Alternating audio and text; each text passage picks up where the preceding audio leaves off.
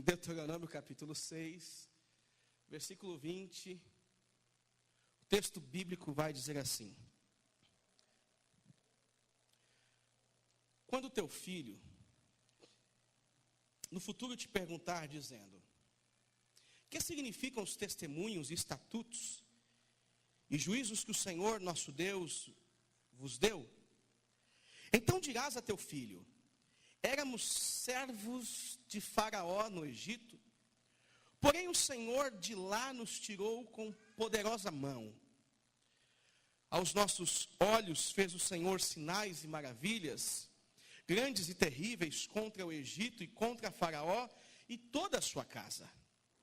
E dali nos tirou para nos levar e nos dar a terra que, sob juramento, prometeu a nossos pais. O Senhor nos ordenou que cumpríssemos todos esses estatutos e temêssemos o Senhor nosso Deus para o nosso perpétuo bem, para nos guardar em vida, como tem feito até hoje. Será por nós justiça, quando tivermos cuidado de cumprir todos estes mandamentos perante o Senhor, nosso Deus, como nos tem ordenado. Amém? Senhor, antes de pregar, eu te peço, me usa, por favor.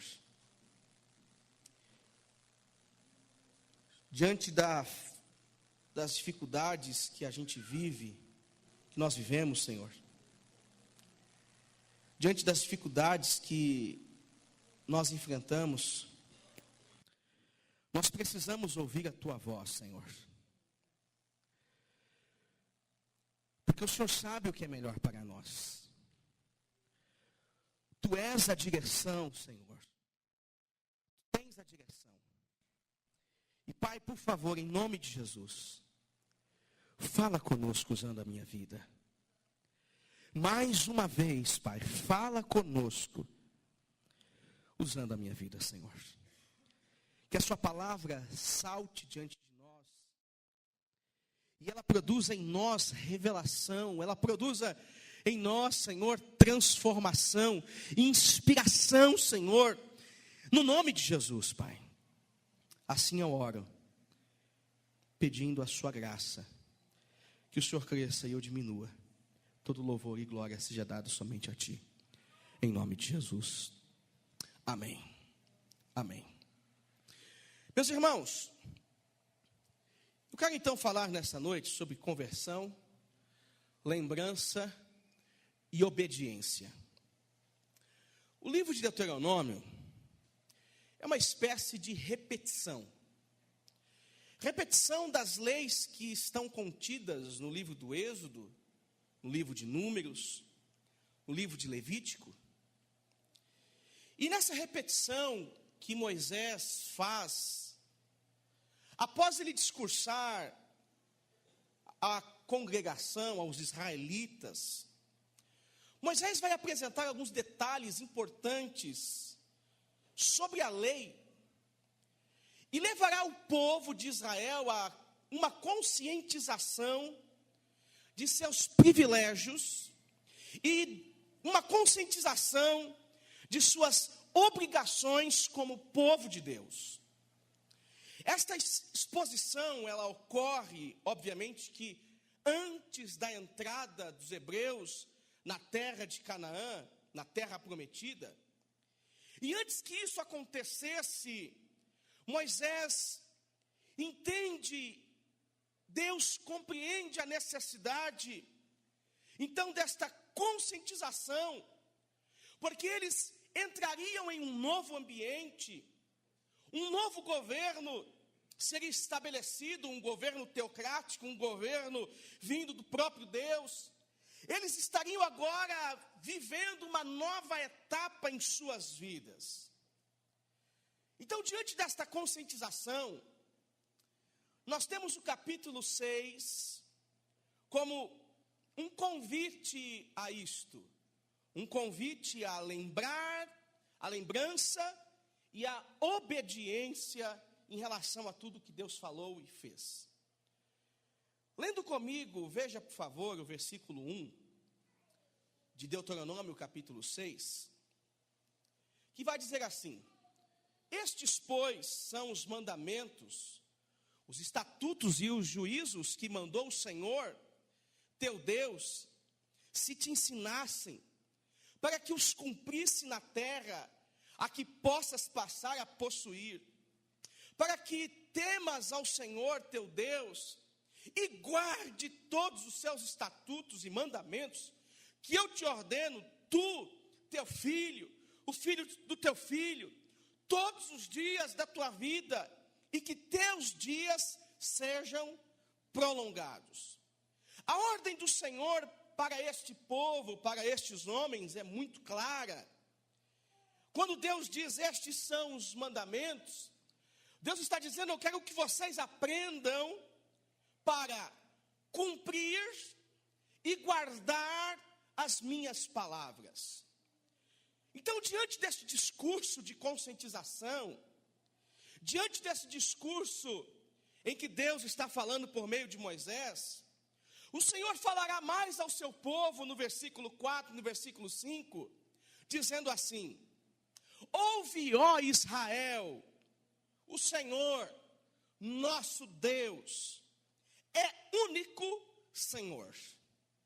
Amarás, pois, o Senhor teu Deus de todo o teu coração, de toda a tua alma e de toda a tua força.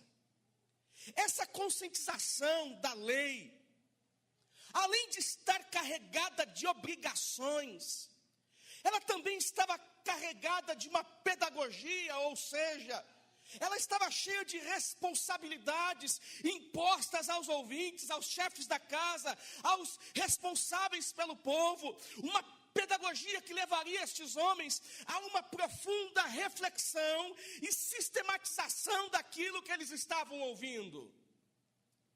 Obrigações e conscientização. Diante desta mensagem, diante desta proposta de obediência, de lembrança, do que Deus fez, do que Deus faz, Deus colocou uma frase em minha mente, e eu logo relembrei o que Martin Weir disse, certo momento, em um dos seus textos teológicos, e ele escreve da seguinte maneira: quando a lei de Deus está escrita em nosso coração, nosso dever é o nosso prazer. Quando a lei de Deus está escrita no nosso coração, o nosso dever torna-se o nosso prazer. E diante desta expressão de Martin Weir, eu fiz a seguinte pergunta: o que conheço de Deus? O que é que vem na minha mente sobre Deus? Qual é a referência que tenho eu sobre o Criador? O que remonta na minha mente a respeito de suas obras? O que é remontado na minha consciência? O que eu consigo enxergar quando eu olho pelo retrovisor da história e eu enxergo ali o passado? O que eu vejo? Quem é Deus para mim? O que eu conheço de Deus? O que eu entendo de Deus? E aí, quando eu começo a remontar o que é Deus, compreender o que é Deus, entender as suas leis, os seus mandamentos, os seus princípios, eu vou fazer uma outra pergunta, e eu fiz essa pergunta: o que conheço de Deus está na minha mente? O que eu conheço de Deus está no meu coração? O que eu conheço de Deus está na minha mente? O que eu conheço de Deus está no meu coração? Porque se o que eu conheço de Deus estiver escrito no meu coração, esse dever todo passa a ser um prazer. Esse dever todo passa a ser uma alegria. E todo esse exercício, então, do texto, me leva a perguntar isso para a igreja do Senhor nessa noite. O quanto você conhece de Deus? O quanto de Deus está no seu coração? Moisés, então, está aqui, conversando com estes homens, dizendo: olha, vocês têm que cumprir a lei. Vocês têm que guardar a lei. Vocês têm que refletir na lei, sistematizar a lei. Isto deve fazer parte do cotidiano da vida do povo. Porém, isso também deve se tornar um prazer para todos os homens de Israel. Meus irmãos, assim é conosco. Tudo que temos ouvido a partir do momento que entendemos o sentido da fé, a lei de Deus em nossos corações, produz um dever que se torna um prazer. Paulo vai definir este dever e este prazer da seguinte maneira no livro de Romanos, capítulo 14, versículo 8. Ele vai dizer assim: porque se vivemos para o Senhor. Se morremos para o Senhor, morremos. Quer pois vivamos ou morramos, somos do Senhor. Então, para o apóstolo Paulo, dever é viver para o Senhor, e prazer é viver ou morrer para o Senhor. Tudo que somos é do Senhor, tudo que temos é do Senhor. Se somos alguma coisa, é porque o Senhor permitiu que nos tornássemos em alguma coisa. Tudo que realizamos é por causa do Senhor. Se respiramos é por causa do Senhor. Se andamos é por causa do Senhor. Se estamos aqui é por causa do Senhor. Se temos a perspectiva de voltar para casa é por causa do Senhor. Tudo pertence ao Senhor. Mas então, voltando ao texto, Moisés está dizendo ao seu povo: cumpram a lei, guardem a lei, reflitam na lei, sistematizem a lei, porque ela é obediência ao Senhor. E aí no versículo 12 do capítulo 6 de Deuteronômio, ele vai dizer assim: por que tudo isso? Guarda-te, para que não esqueças o Senhor, que te tirou da terra do Egito, da casa da servidão. Essas palavras de Moisés, do Senhor ao seu povo, elas têm os seguintes propósitos: olha, Israel, mantenha o coração do povo no lugar certo, ou seja, tudo que aconteceu até aqui foi obra exclusiva do Senhor. Vocês não têm mérito em alguma coisa, vocês não foram capazes de nada. Na verdade, vocês têm responsabilidades e obrigações, Israel. O Senhor está falando com esses homens para alertá-los em relação ao futuro e à possibilidade deles de se afastarem do Senhor. Moisés está sendo usado por Deus para levá-los a uma conscientização que eles tinham que guardar e cumprir toda a lei e todas as coisas que o Senhor havia feito antes e depois do Egito. Então, o capítulo 6 de Deuteronômio, ele é uma conscientização entre dois pontos: da vida que eles levavam antes do Egito e a vida que eles deveriam levar após o Egito, caminhando na direção da terra prometida, em direção da Canaã. E aqui eu percebo, irmãos, Deus falando com a sua igreja, porque no século 21 nós temos o mesmo nível de conscientização que este povo deveria ter. Porque o Senhor nos convida, o Senhor convida a todos que se convertam a Jesus. E esta conversão nos leva a cumprir a lei, a guardar a lei, a refletir a lei e a sistematizar a lei. Aí se pergunta: Fernando, o que é esta lei?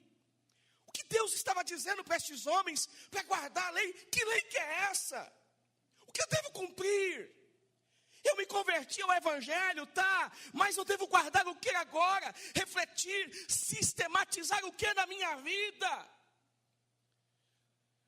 Diante destas palavras, Jesus vai dizer aos seus filhos o seguinte no Evangelho de Mateus, capítulos 22, versículo 35 a 40, resumindo o que é a lei.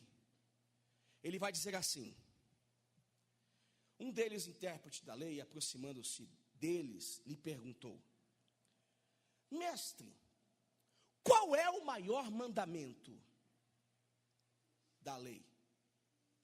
Respondeu-lhe Jesus: amarás o Senhor teu Deus de todo o teu coração, de toda a tua alma, de todo o teu entendimento. Este é o primeiro mandamento. O segundo semelhante a este é: amarás o teu próximo como a ti mesmo. Destes dois mandamentos dependem toda a lei e os profetas. Então, para nós cristãos convertidos, a lei e o seu sentido resume-se no amor vertical e no amor horizontal. Para nós cristãos convertidos, a expressão máxima, o resumo desta lei é o amor que nós devemos ter pelo nosso Senhor Deus e o amor pelo próximo. Esta relação com o homem, esta relação com o indivíduo, esta relação com o meu próximo, manifesta a relação e a integridade da minha relação que eu tenho com o Senhor Deus. Antes de Cristo, todos nós aqui tínhamos uma condição de vida. Mas com a revelação do reino de Deus a nós, por meio de Jesus, nós vivemos uma outra vida, baseado no princípio do amor. Baseado no princípio do amor. Mas voltando então ao livro de Deuteronômio, capítulo 6, a gente vai compreender então a preocupação do Senhor em manter essa história, esse mandamento vivo no futuro, para que nenhuma de suas palavras ou grandes feitos caíssem no esquecimento. Porque todos ali tinham grande responsabilidade de levar adiante, de uma forma viva, tudo o que tinha acontecido. E aí nós chegamos então ao versículo 20 que nós lemos do livro de Deuteronômio, capítulo 6. Versículo 20 e o versículo 23, que vai dizer assim: olha, gente, quando o teu filho no futuro te perguntar dizendo: que significa estes testemunhos, estatutos, juízos que o Senhor nosso Deus vos ordenou? Então dirás a teu filho: éramos servo do faraó, no Egito, porém o Senhor de lá nos tirou com poderosa mão. Aos nossos olhos fez o Senhor sinais e maravilhas, grandes e terríveis, contra o Egito, contra o faraó e toda a sua casa. E dali nos tirou, para nos levar e nos dar a terra que sob juramento prometeu aos nossos pais. Moisés está dizendo aqui ao seu povo: olha, gente, quando seus filhos perguntarem o que significa todo esse passado, o que significa tudo que nós estamos vivendo, vocês vão apresentar tudo o que vocês experimentaram. E uma das formas utilizadas para que essa história ficasse viva nos corações de todo este povo, uma das formas utilizadas para que esse momento de lembrança ficasse vivo no coração destes homens, dos filhos e dos filhos, era por meio da celebração da Páscoa. Era por meio da celebração da Páscoa, como hoje. Hoje é Páscoa. Esta festa representa muito, pois quando eles celebravam a Páscoa, quando ela era celebrada, eles anunciavam em primeiro momento a libertação dos hebreus do Egito. Eles anunciavam a manifestação do Deus protetor. Quando a festa era anunciada, era celebrada, eles estavam anunciando a escolha de um povo, a escolha de Deus em relação ao povo, dizendo: ali estão os meus filhos, é povo meu, eu os escolhi.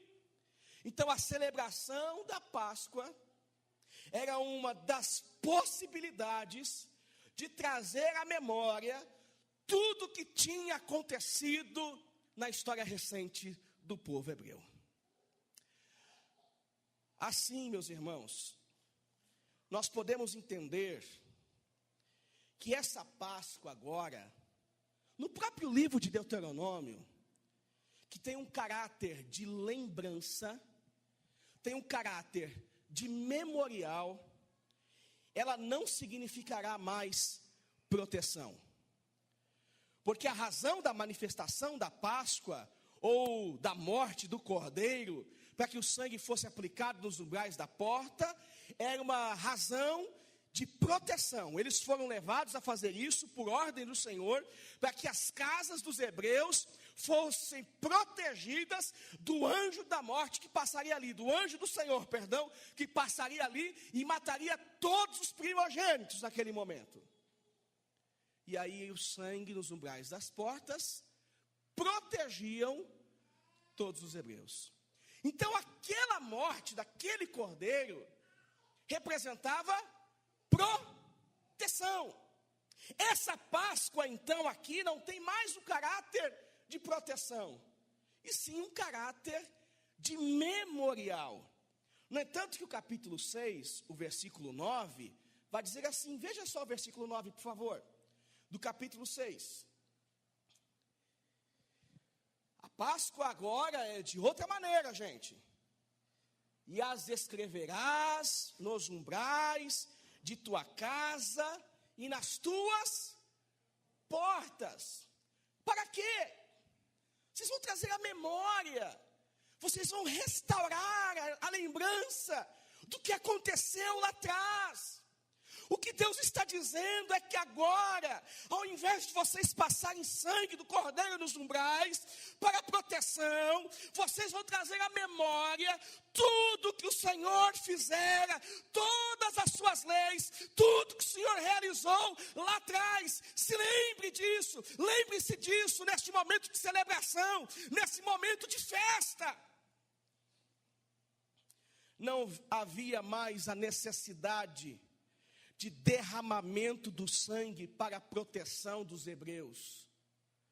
Não havia mais a necessidade de derramamento de sangue para a proteção dos hebreus. Meus irmãos, isso então nos faz pensar nessa noite a respeito da nossa Páscoa. Pois agora Cristo é a nossa Páscoa.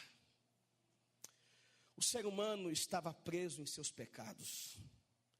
Era impossível de cada um de nós aqui nos aproximarmos e vivermos em harmonia com o Senhor, pois os nossos pecados faziam separação entre nós e o próprio Deus.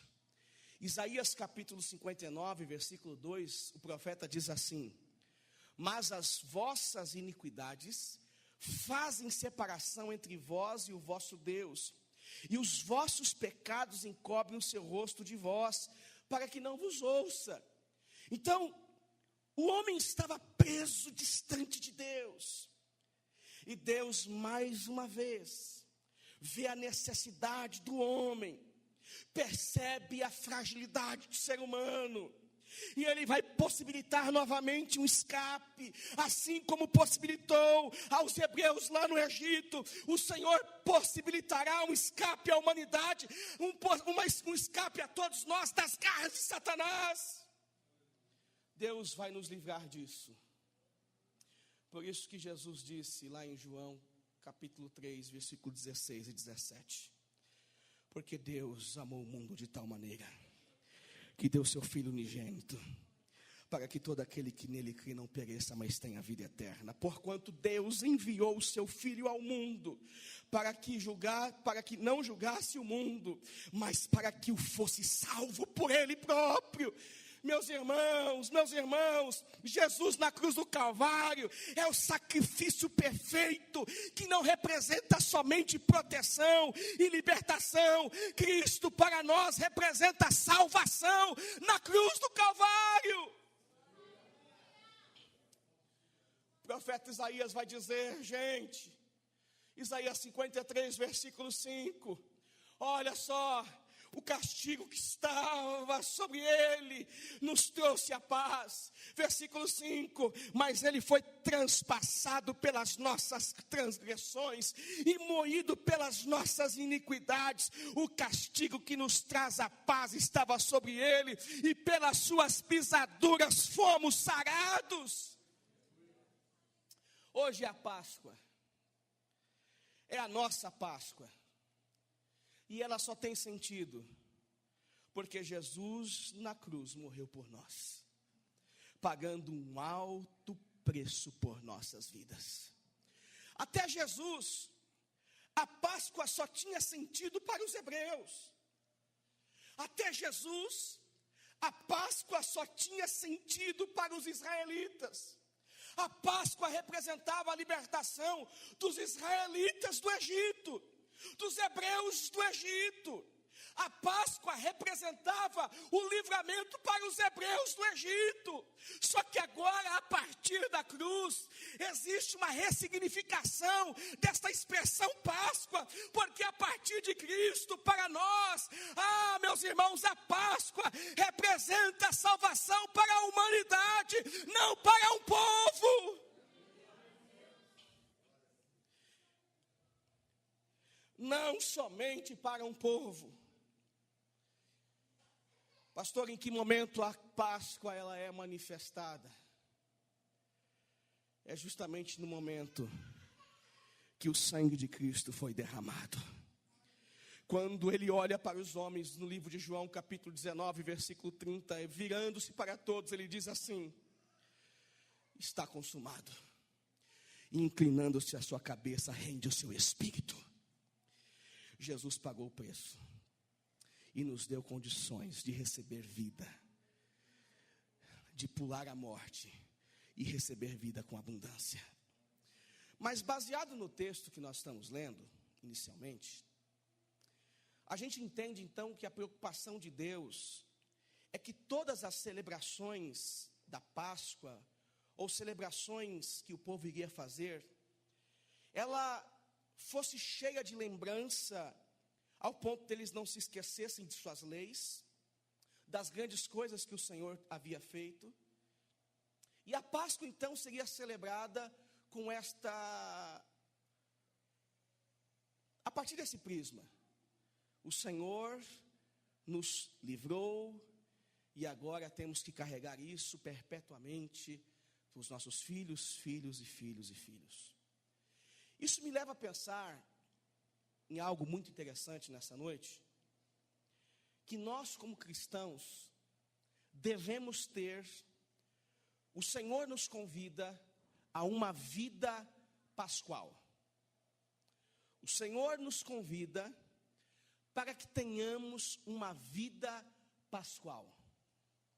Lendo novamente, lá no livro de Deuteronômio, vamos ler novamente, versículo 6, por favor.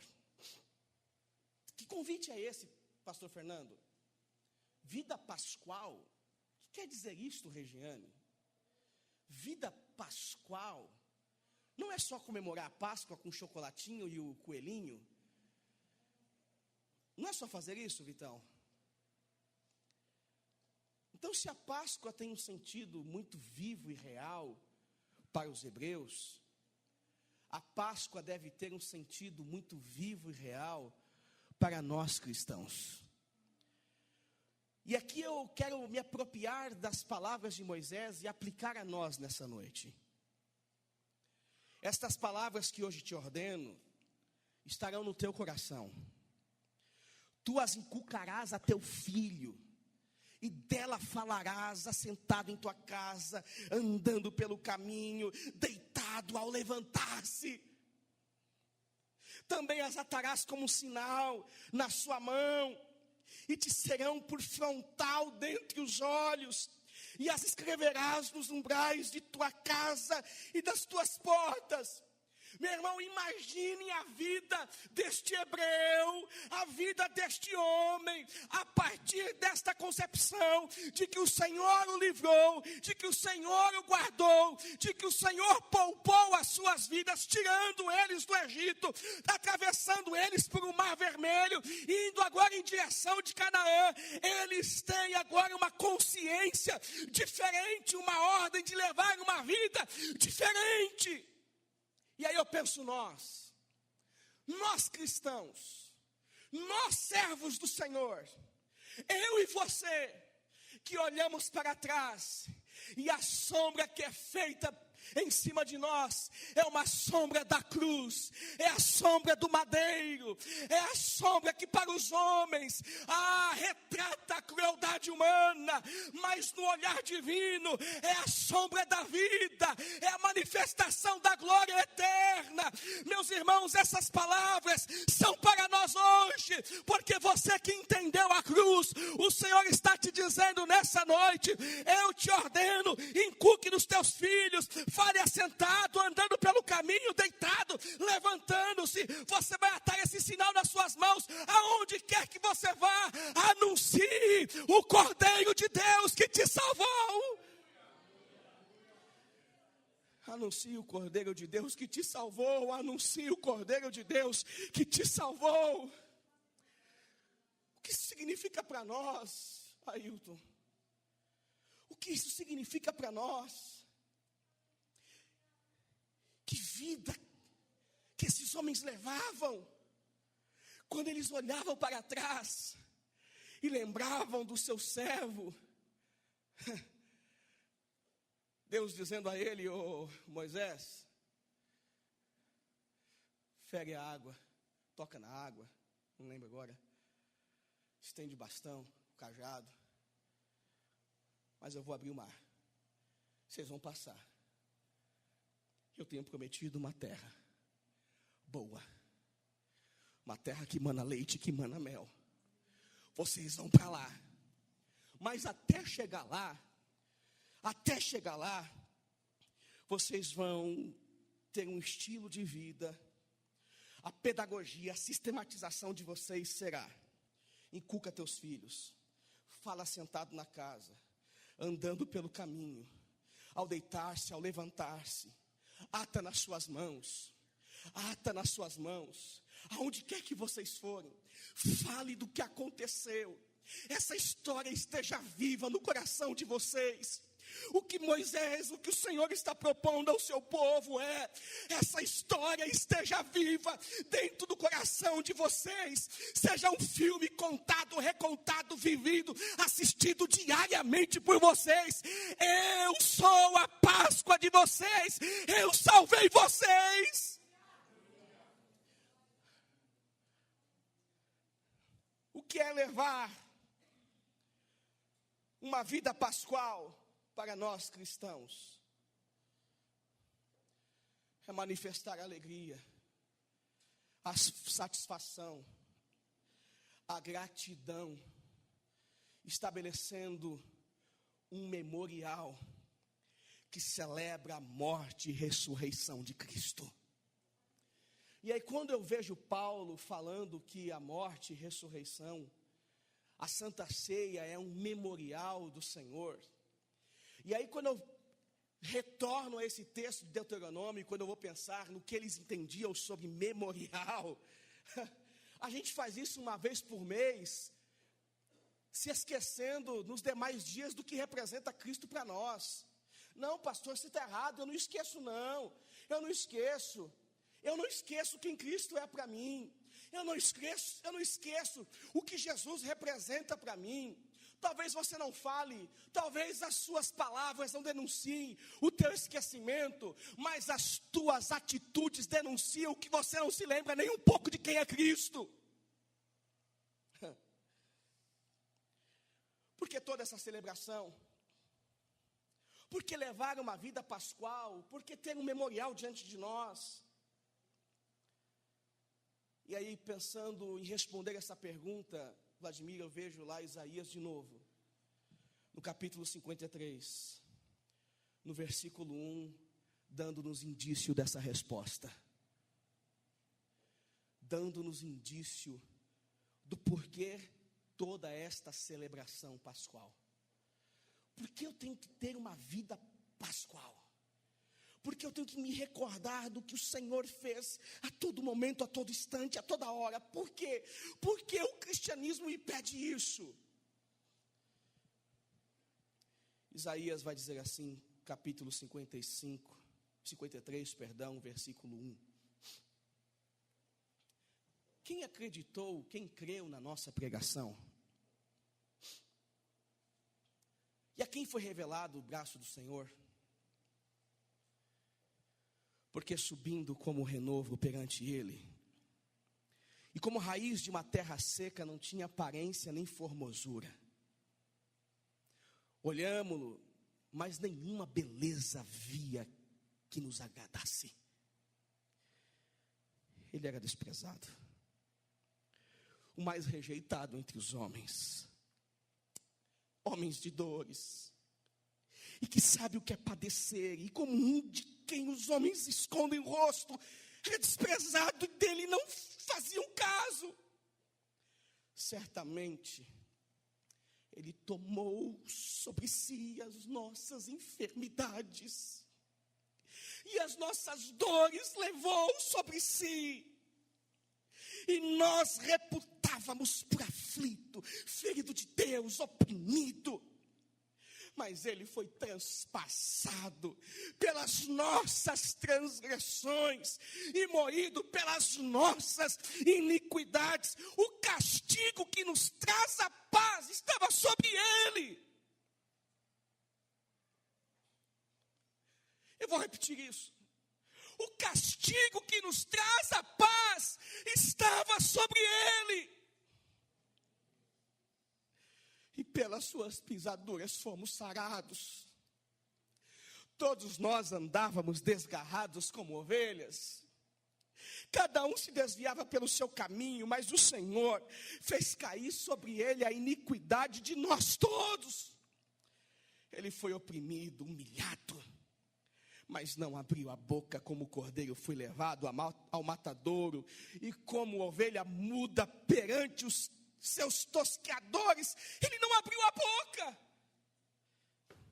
Por juízo, o opressor foi arrebatado, e de sua linhagem, quem dela cogitou?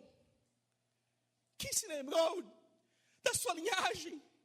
De onde ele veio? Porquanto foi cortado da terra dos viventes, por causa da transgressão do meu povo, foi ele ferido.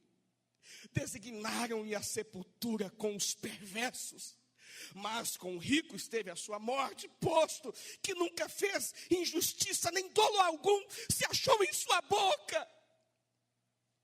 Todavia, o Senhor agradou moê-lo, fazendo enfermar. Quando der ele a sua alma como oferta pelo pecado, verá a sua posteridade, prolongará os seus dias, e a vontade do Senhor prosperará nas suas mãos. Ele verá o fruto do seu penoso trabalho, de sua alma, e ficará satisfeito. O meu servo, o justo, com o seu conhecimento, justificará a muitos, porque as iniquidades deles levará sobre si. Pastor Fernando,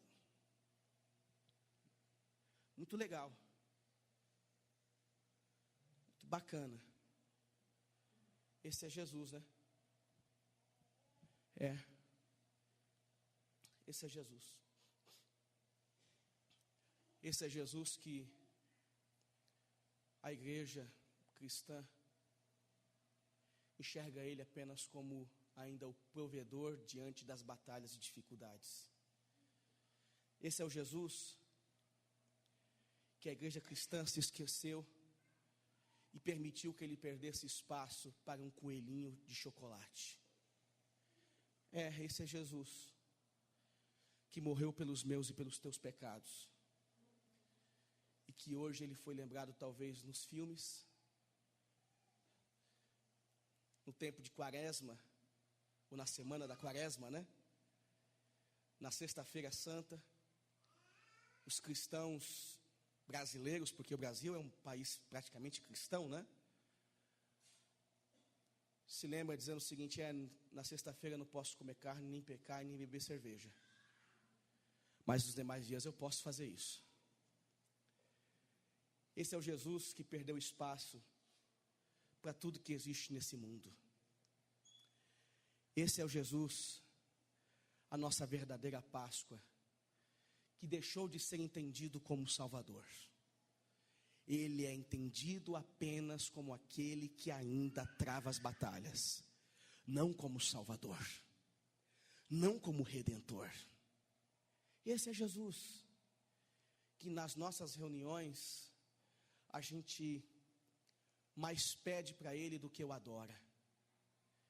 Esse é o nosso Jesus, que nas nossas canções, de 100 mil CDs fabricados, 200 mil CDs fabricados, 500 mil de CDs fabricados por mês nesse país, pouco se fala da gratidão e muito se fala do que Ele pode fazer em benefício ao seu povo. Esse é o Jesus. Mas eu quero nessa noite te convidar a levar uma vida pascual, uma vida que carregue dia após dia, sentado, andando com os filhos, aonde quer que seja, eu quero te convidar a uma vida pascual, que você leve a mensagem da redenção, a mensagem da salvação, a mensagem do sacrifício, a mensagem da libertação, por todos os dias da sua vida, até chegarmos na nova Canaã, na Jerusalém do Senhor. Eu te convido a isso. Eu te convido a trazer um novo significado para a tua fé e para a tua esperança. Como um amigo e irmão escreveu nesses dias: pastor, eu tenho entendido a importância de Cristo, da relação diária com Cristo na meditação, da relação diária com Cristo, através da busca pelo Senhor. Isso é vida pascual. Isso é carregar esta mensagem aonde quer que eu esteja, é trazer a memória, é praticar, é refletir, é sistematizar, é ter isso como obediência para mim. Eu vou viver assim. O que representa a Páscoa para você? Como eu disse, na Quaresma, a Páscoa é um dia da Sexta-feira Santa. 1983, mais ou menos, a Páscoa, a Semana Santa era 4 dias. Há muitos e muitos anos atrás, era 40 dias. Mas como as coisas vão se tornando cada vez mais difíceis, então de 40 para 4, de 4 para 1, daqui a pouco não vai ter mais nada. Escuta o que eu estou te dizendo. Escuta o que eu estou te dizendo. Você vive a celebração da Páscoa todos os dias na sua vida? Você vive a celebração da Páscoa todos os dias na sua vida? Como está isso no teu coração, Wesley? Como está isto em nosso coração? Nós celebramos a Páscoa todos os dias ou somente quando as coisas são convenientes para nós?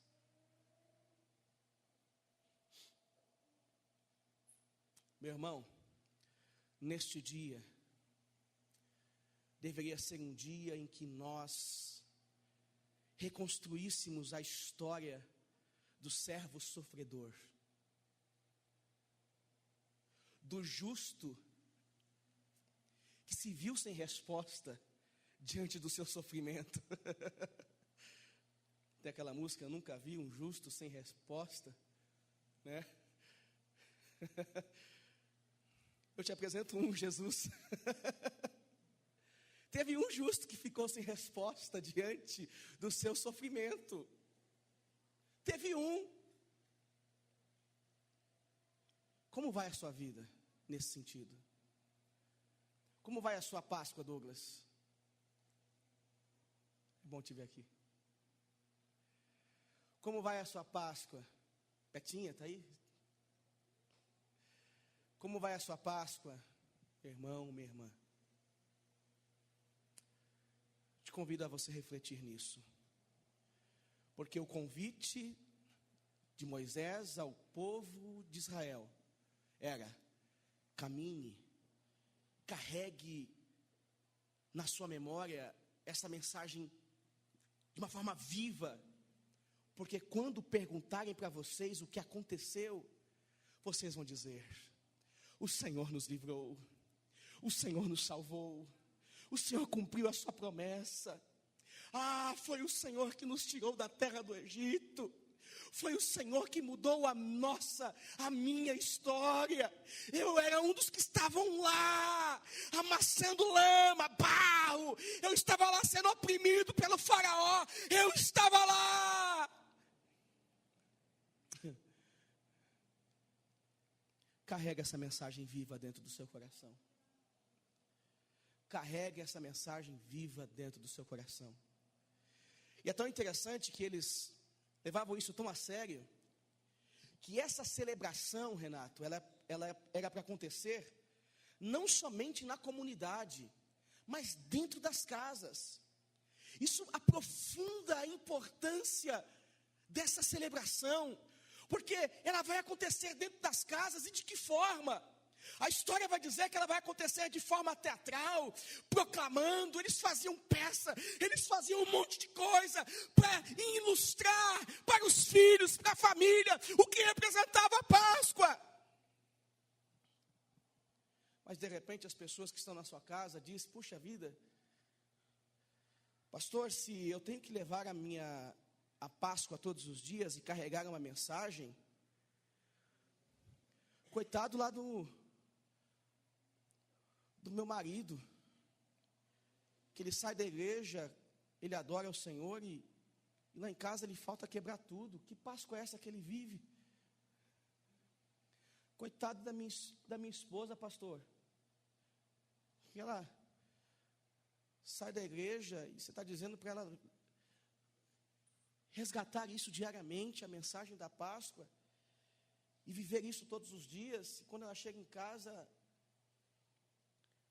parece que ela possui todos os espíritos. O diabo sai correndo e ela endemonia o diabo.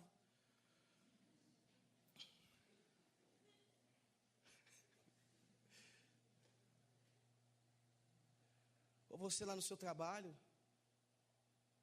ou você nas suas relações. O Senhor nos convida a uma reflexão sobre o que é a Páscoa, Ailton. A Páscoa é a nossa salvação. Amém, Kleber?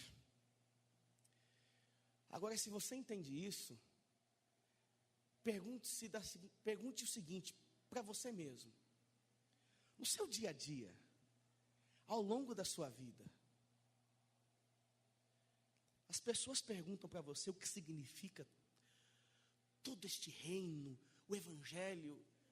E se elas não perguntam porque elas não entendem que você é um exemplo ou um modelo para alguma coisa? É uma pergunta que tem que ser feita, não é verdade? Eu tenho que fazer essa pergunta para mim. Ei, lá vem você de novo, hein, pastor? Estava faltando, né? Vamos refletir nisso. Viva a sua Páscoa.